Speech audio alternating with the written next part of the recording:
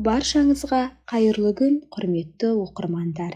Әңгімені тыңдамас бұрын каналға тіркеліп, лайк басып, комментария қалдыра отырыңыздар. Сіз әрине әзілдеп тұрсыз ғой, деді Аружан көзі бақырайып. Жоқ, деді Серік Әбсеметов байсалды үнмен. Бірақ ойланып көр, ұсыныс расында ерекше. Мен оның сенің басыңда қандай ой тудырғанын білемін. Ойлан, таразылап көр. Бір аптадан соң келемін. Аружан аң-таң күйде қалды. Ол естігенін ақылына сыйғыза алмады. Серік Әбсеметов ол 3 жылдан бері білетін. Ер адам бірнеше жанармай бекетінің иесі болатын. Аружан олардың бірінде еден жуушы болып істейтін. Серік Әбсеметов үнемі күлімдеп сәлемдесетін. Қызметкерлерімен жылы сөйлесетін. Шын мәнінде жақсы адам еді. Бекеттегі жалақы да жаман емес. Жұмысқа орналасқысы келетіндер көп болатын. Бір күні шамамен 2 ай бұрын Аружан жұмысын ертерек бітіріп, сыртта демалып отырған. Кенет артқы есіктен Серік Әбсеметов шықты. Отырсам бола ма, деді ол. Әрине, деп орнынан атып тұрған Аружан. Отыр, қорықпа, деді ол күліп. Күн жылы екен. Көктем келсе, бәрі жақсы сияқты көрінеді. Дұрыс айтасың, деді ол ойлана. Бірақ айтшы, неге еден жуушы болып істейсің? Гүлназ саған операторлық орын ұсынды ғой. Жалақысы да көп, жұмыс та жеңіл. Қуана келсер едім, бірақ кесте ыңғайсыз, қызым ауырады. Кейде көршім қарайды, ал кейде өзімнің қасымда болуы керек. Қызым дейсің бе? Не болды оған? Өзім де білмеймін. Дәрігерлер де нақты ештеңе айтпайды. Кейде тұншығып, дем ала алмай қалады. Қымбат тексеру керек дейді, ал тегін жолы жоқ. Өсу кезінде өтеді дейді. Серік Әбсеметов басын шайқап, сабыр ет, бәрі жақсы болады, деді. Сол күні кешке Аружан күтпеген жерден сия қалды. Серік Әбсеметов ештеңе түсіндірмеді. Содан кейін олар көріспеген. Бүгін ғана ол Аружанның үйіне келді. Әйел адам есікті ашқанда жүрегі атқақтап кетті. Бірақ одан да қатты таңқалдырған оның айтқан ұсынысы еді. Серік Әбсеметовтің ұлы бар екен. Жасы 30-ға жақындаған. Бірақ соңғы 7 жыл бойы ол арбаға таңылған. Жол апатынан кейін тұра алмай қалған. Сол уақыттан бері өмірге деген құлшынысы жоғалған. Ешкіммен сөйлеспейтін. Әке жүрегі шыдамады. Ол баласын өмірге қайта оралтқысы келді. Бәлкім үйленсе, өмірге деген үміті қайта оянады деп ойлады. Осылайша оның ойына бір ғана адам келді. Дәл сол мейірімді, қарапайым Аружан. Аружан, сіз жақсы өмір сүресіз, барлығыңыз болады. Қызыңыз толық тексеруден өтеді. Мен сізге 1 жылға жұмыс ұсынамын. 1 жылдан соң қалай болса да кетесіз. Мен сізге жақсы ақы төлеймін. Аружан үнсіз қалды. Ашуы мен түсінбеуі аралас сезім жүрегін қысты. Серік Әбсеметов оның ойын сезіп, Аружан, өтінемін, көмектес. Бұл екеумізге де пайдалы шешім ғой. Мен тіпті ұлымның саған қол тигізетініне де сенімді емеспін. Бірақ сен адалсың. Ал бұл некеде бәрі ресми болады. Тек бір өтінішім бар. Қандай шешім қабылдасаң да, осы әңгімені ешкімге айтпа. Күтіңіз, Серік Әбсеметов. Ал сіздің құрметті адамыңыз бұған өзі келісіп пе, деді Аружан абыржып. Ер адам ауыр күрсінді. Емес, оған бәрібір. Мен оған бизнесімде қиындық бар, немесе денсаулығым нашар деп айтамын. Маған тек оның үйленгені керек. Шынайы өмір сүрсін. Серік Әбсеметов кетіп қалды. Аружан ұзақ отырды. Ол ашулы еді, бірақ жүрегінің түкпірінде бір нәрсе жұмсарды. Ол да әке ғой, ал өзі қызын құтқару үшін бәріне бара алады. Кешкісін телефон шыр етті. Аружан, тез кел, қызыңның ұстамасы қайта ұстап қалды.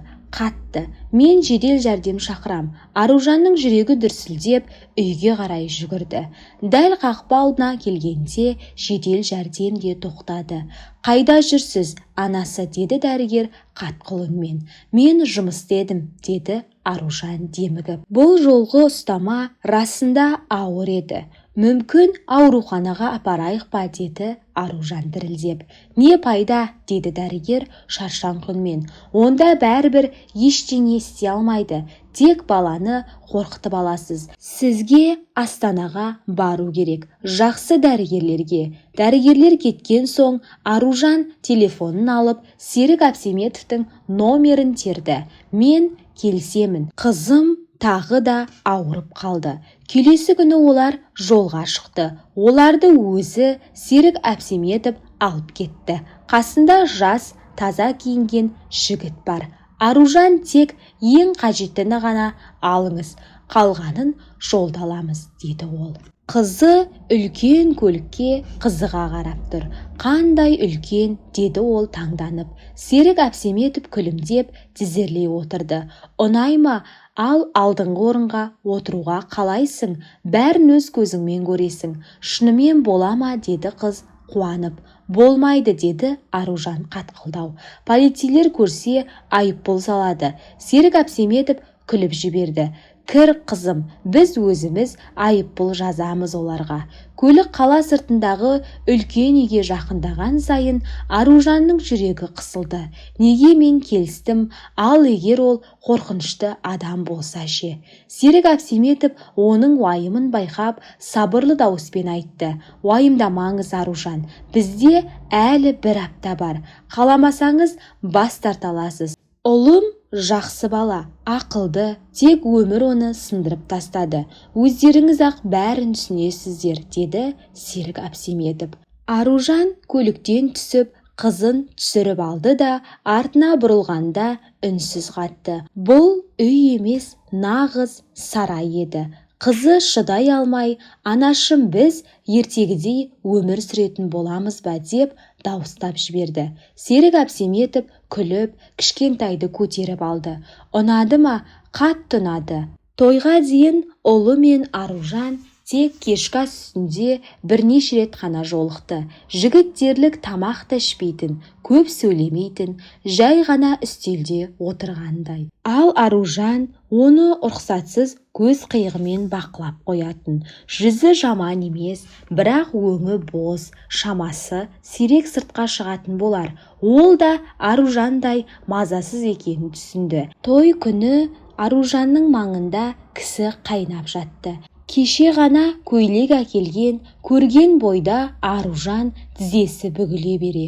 Мұның бағасы қанша болды, деді. Серік Әбсеметов жымиып, Аружан, сен әсерленгішсің, білмей-ақ қой, деді. Ал мынаған қарашы. Ол сол көйлектің кішкентай көшірмесін шығарды. Қызым, киіп көресің бе? Қыздың қуаныштан шыңғырай қайлағаны сонша құлақтарын тұмшалап алуға тура келді. Бір уақытта кішкентай қаншайым кербез басып жаңа көйлегін көрсетіп жүгірді. Аружан бұрылып қалса, есік жақта ұлы тұр. Аружанның қызына қарап, елең еткізердей ғана жымиып қояды. Қыздың бөлмесі енді олардың жатын бөлмесінің қасында, ортақ бөлме. Аружан алда не боларын елестете алмады. Серік Әбсеметов оларды қала сыртындағы үйге жіберуді ұсынған, бірақ ұлы басын шайқады. Рахмет әке, біз үйдеміз. Төсек орасан үлкен. Ұлы алыс жақта жатты.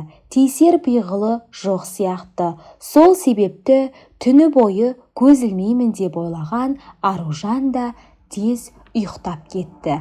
Апта өтті. Кешке олар анда-санда әңгімелесетін болды. Ұлы расымен өте ақылды екен. Шекарадан аттап көрмеді. Аружанның көкейі біртіндеп орнықты. Бір түні ол селт етіп оянып кетті. Жүрегі атқақтайды. Бірдеңе болды. Қыздың бөлмесіне жүгіріп кірсе, расында қызының ұстамасы ұстаған. Көмектесші, жедел жәрдем шақыр. Ол арбасымен есікке жетіп телефонды шапшаң терді. 1 минуттан соң ұйқылы ояу Серік Әбсеметовке жетті. Ақжолға хабарласамын, деді. Жедел жәрдем дәрігерлері мүлде бейтаныс. Бұл үйге басқа бригаде келетіндей формасы да, құрал жабдығы да бөлек. Артынан үйдің отбасылық дәрігері де жетті. Ұстама басылған соң дәрігерлер ұзақ кеңесті. Аружан, бұл оған қашаннан бері, туғаннан бері, деді Аружан ауыр күрсініп. Біз талай рет ауруханада жаттық, талай тексеруден өттік, бірақ еш нәтиже болмады. Сол себепті қызымның әкесі бізге менің өміріме кедергі келтірмеңдер деп кетіп қалды. Ал сіз оны жақсы көрдіңіз бе? Бәлкім, бірақ ол баяғыда еді. Сол үшін де әкеңіздің ұсынысына келістім. Аружан таңдана қастарын көтерді. Ер адам күлімсіреді. Әкем мені ештеңе түсінбейді деп ойлайды, бірақ мен оны кітаптай оқимын. Тек бір нәрседен қорықтым, маған кім табарын. Ал сені көргенде таң қалдым. Сен ақша үшін бәріне дайын әйелдерге ұқсамайсың. Қазір бәрі өз орнына келгендей. Аружан, жыламашы. Біз міндетті түрде қызыңды емдейміз. Ол мықты қыз, менікі сияқты сынбаған. Ал сен неге сындың? Сен ақылдысың, көріктісің, жаман адам емессің ғой. Ер адам жымиып, айтшы, басқа жағдайда болса, маған тұрмысқа шығар ма едің? Аружан сәл ойланып, басын изеді. Я, меніңше сені сүю көп адамнан оңай болар еді. Бірақ мәселе онда емес. Түсіндірудің қажеті жоқ, деді ер адам жұмсақ үнмен. Мен саған сенемін. Неліктен екенін өзім де білмеймін. Бірнеше күннен кейін Аружан ер адамды біртүрлі іспен айналысып жатқан жерінен көрді. Бұл не істеп жатырсың? Жаттығу. Апаттан кейін күніне бірнеше сағат жаттығу жасауым керек еді. Бірақ пайдасы жоқ деп тастап кеткем. Ал қазір қызыңның алдында, сенің алдыңда ұяламын. Дәл сол кезде есік қағылды. Серік Әбсеметов кірді. Кіруге бола ма? Әрине әке, деді ұлы. Әкесі табалдырықта тұрып қалды. Ұлын көріп, көзіне жас үйрілді. Сосын Аружанға бұрылып, айтшы, босану қиын болды ма? Неге сұрайсыз? Дәрігер айтты, сірә қызыңызды босану кезінде күшпен тартып алған. Сол кезде самай сүйегін зақымдаған болуы мүмкін. Сырт көзге білінбейді, бірақ сүйек ішкі нервке қысым түсіріп тұр дейді. Сенбеймін, бұл мүмкін емес, деді Аружан, орындығына отыра кетіп. Енді не істеуім керек? Көзімнен жас ыршып шықты. Жылама, деді Серік Әбсеметов қатқылдау, бірақ мейіріммен. Дәрігер айтты, бәрі онша қорқынышты емес, операция керек. Олар артық сүйекті алып тастайды. Сосын қызың басқалар сияқты өмір сүре алады. Бірақ бұл бас қой, қауіпті емес пе? Ол қымбат шығар. Серік Әбсеметов таңырқай қарады. Бұл сұраққа енді сен уайымдама. Сен енді біздің отбасымызсың. Көп ұзамай Аружан қызының жанында ауруханада жатты. Операция сәтті өтті. Дәрігерлер 2 аптадан соң үйлеріне шығаратынын айтты. Үйге, ақыры үйге. Енді Аружан шын мәнінде қай жер оның үйі екенін ажырата алмады. Серік Әбсеметовтың ұлы жиі қоңырау шалатын. Олар ұзақ сөйлесетін. Аружанмен де, қызымен де. Кейде жай өмір туралы да. Аружанға олар баяғыдан 100 000 жыл бұрыннан таныс сияқты көрінетін. Уақыт өтіп жатты. 1 жыл көзді ашып жұмғанша өтті. Ал сосын не болады? Ол туралы ойлағысы да келмеді. Кешке оларды үйге Серік Әбсеметов алып келді. Бірақ бұл жолы ол тұнжырап отырды. Бірдеңе болды ма? Қайдан бастарымды білмей тұрмын. Ұлыңыз 2 күннен бері ішіп жүр. Қалайша ол ішпейтін еді ғой. Сол ғой, 1 ай бойы жаттығып жүрді де ештеңе шықпайды деп тастап кетті. Аружан бөлмеге кірді. Ішінде қараңғы, жарық жоқ. Ер адам терезе жанында отыр. Үстел үстінде бөтелке. Аружан шам жақты да барлығын жинап алды. Болды, бұдан бұлай ішпейсің. Неге екен? Себебі мен сенің әйеліңмін, ал менің күйеуім ішпеуі керек. Ол сасып қалды. Бұл бәрібір ұзаққа бармайды. Қызың енді сау. Демек мүгедектің жанында тұрудың қажеті жоқ. Аружан тіктеліп тұрды. Сен айтқың келгені ақымақтың жанында шығар я. Мен сені мықты, ақылды деп ойладым. Сенің қолыңнан бәрі келеді деп сендім. Қателесіппін бе? Ол басын төмен салды. Кешір, мен бәлкім жеңіліп қалдым. Бірақ енді мен үйдемін ғой. Мүмкін бәрін басынан бастармыз. Бірнеше айдан соң жыл аяқталып келе жатты. Серік Әбсеметов қатты уайымдады. Ұлы алғаш рет өздігінен тұрып көрді. Әлі жүре алмайтын. Бірақ дәрігерлер осылай жалғаса берсе жүгіріп кетеді деді. Тек Аружанның келісім мерзімі бітейін деп тұрды. Мүмкін көбірек төлесем қалар мекен деп ойлады Серік Әбсеметов. Кешкі асқа үшеуге бірге шықты. Аружан, қызы және ұлы арбасында. Әке, бізде жаңалық бар, деді ұлы. Серік Әбсеметов таңырқай қарады. Кетіп барасың ба деп сұрады ақырын. Аружан мен ұлы бір-біріне қарап жымиып қойды. Жоқ, ондай емес, деді Аружан. Айтыңдаршы енді, деді Серік Әбсеметов алаңдап. Аружан терең дем алды. Сіз енді ата боласыз. Қызымның інісі не қарындасы болады. Серік Әбсеметов біраз үнсіз тұрды да кенеттен үшеуін құшағына қысып жылап жіберді. Бұл жолғы көз жасы қуаныш пен рахметтің жасы еді. Көп жылдар бойы үнсіз, салқын тұрған үй сол түні қайтадан жылуға, күлкіге және өмірге толды. Құрметті оқырмандар, сіздерге бұл әңгіме ұнады ма? Ұнаса лайк басып, комментария қалдырып, өз ойларыңызбен бөлісе отырыңыздар. Келесі әңгімелерді жіберіп алмау үшін каналға тіркеліп қойыңыздар.